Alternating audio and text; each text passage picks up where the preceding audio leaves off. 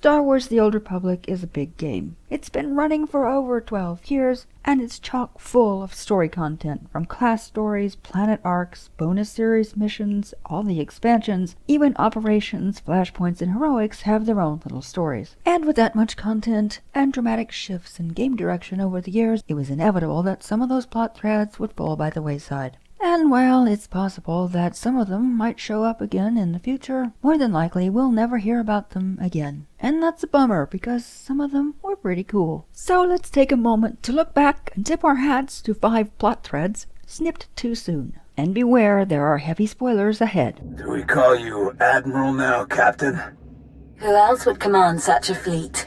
At the end of the smuggler story, we seize control of the Void Wolf's giant pirate fleet. You can choose what you want to do with it. You can order the captains to help the Republic by attacking the Imperials, or you can set them to raiding and pillaging the galaxy for personal gain. But it doesn't matter, because as soon as the class story ends, your fleet disappears. And that's a shame, because it would have come in handy a few times too, like when you were on Makeb and trying to evacuate a planet. Or on Rishi, you could have used your notoriety to really sell that pirate shtick. Now, they're a bunch of underworld types, so I wouldn't expect them to hang out being loyal to the smuggler while he or she is in Carbonite for 5 years. Still, it might have been interesting to try to recruit them to your alliance once you got to a dozen. But nope, the fleet just disappeared, never to be mentioned again. How or why, we don't know. Maybe the pirate captains pulled us a cool and sent a note saying, you know that whole fleet thing? Yeah, not gonna happen. We're out of here. This has to be an especially vexing question for those dark side smugglers who wanted to take over the underworld Noctrean style. Unfortunately, we'll probably never know the answer.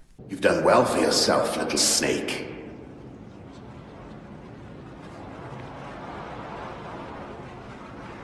But we're done. Your enemy is dead. Free us as you promised.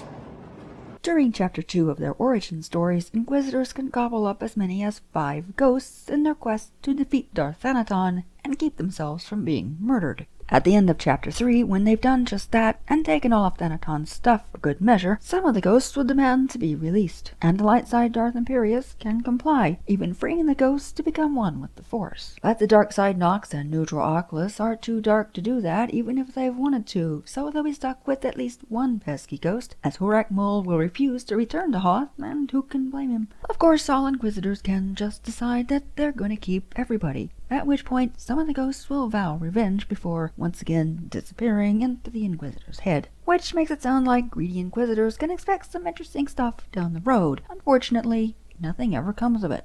In fact, the ghosts are never mentioned again, except for an offhand reference at the end of Chapter 9 of Knights of the Eternal Throne, where the Inquisitor simply mentions that at one time they had a whole menagerie in their head, therefore Valkorion is nothing new for them. So what happened to them? Did the Inquisitor find another way to get rid of them? Did they escape? Did Valkorion simply obliterate them when he took up residence in the Inquisitor's head? Questions we'll probably never know the answer to. You win, Agent.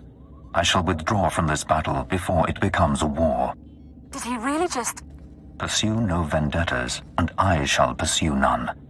But I will rebuild, and years from now, I will return to the Dark Council. In the climactic moments of the first chapter of the Agent's origin story, the Agent squares off against Darth Jadus in an epic battle of wills. Jadus, the powerful rogue Dark Council member, has faked his own death so he could plot his takeover of the Empire in secret. And now that his plan is about to come to fruition, he just needs the Agent to stop being a jerk and hand over the other half of the code sequence he needs so that he can target his enemies with his eradicators. Otherwise, the bombs will just go off willy-nilly, targeting everyone and everything, and his plan will be ruined. And Jadus is a busy man, so he'd rather not have to spend time coming up with a new one. For their part, the Agent can comply either for the greater good or because they like the idea of all that power Jadus is promising them if they become his hand. Of course, there's the ever-popular attack option, or my personal favorite, the light side option, where he just walks away. But whatever choice the Agent makes here, Jadus will survive to escape to parts unknown. Before he leaves, he vows to return someday with a new plot to take over the Empire. But apart from a passing mention during the traitor arc as someone who could be the traitor, we've seen neither hide nor hair of him. Of course, he certainly could still show up. There have been a lot of people clamoring for it. However, this might fall into be careful what you wish for territory,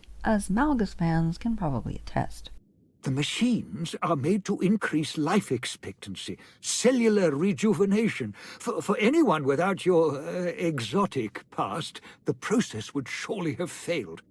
But for you, Dark Lord, those machines have granted you months or years, a taste of immortality. During the Shadow of Revan expansion, BioWare added in short quests tailored to each origin story. One of the more intriguing is the Inquisitors. During the quest, The Secrets of the Darkest Stars, the Inquisitor meets with Lord Vazal. He's one of their minions who's been living on Rishi for the past 30 years, researching one of Thanaton's old projects. This project had him monitoring the Rishi Maze, a mysterious dwarf galaxy filled with thousands of unexplored worlds. For that purpose, he built a communication array in order to try to contact the maze's inhabitants. Over the years, he's received some mysterious messages. They're mostly untranslatable, but they have included instructions on how to modify his arrays. Now, he's not sure what his array even does, but he is sure they're waiting for the Inquisitor, because the final messages said that it required someone twice transmuted and rebuilt by the Mother, which describes the Inquisitor to a T. When the Inquisitor interacts with the array, they get a cryptic message about the Dark Lord's life being extended for 1 solar year. Once you return to Vazal, he will confirm that the Inquisitor's life has been extended by months or years, and with more resources they can replicate these machines and possibly extend the Inquisitor's life indefinitely. The Inquisitor can choose to pursue it or not, but like everything else on this list, it never comes up again. So what were those machines? Who sent the messages? And what's in the Rishi Maze? Maybe we'll get the answers someday, but for now, we can only wonder and speculate. What does Arkan use the tribute for? Zakul doesn't seem to need much. A question no one else seems to ask or answer, not in any detail. After the PC escapes Valen, learns they lost 5 years of their lives to carbonite, and crash lands in the swamps of Zakul, Lana finally decides to bring them up to speed on what's been going on in the galaxy during those lost years. And at one point in the conversation, she says that the entire galaxy has been forced to pay tribute to Arkan. If the PC asks what he's doing with it, Lana will seem pleased that they picked up on that thread and say that no one knows, and what's more, no one's asking. Zakul is wealthy and prosperous and clearly doesn't need it, so what's he doing with it? Her tone implies that the answer to those questions could be important.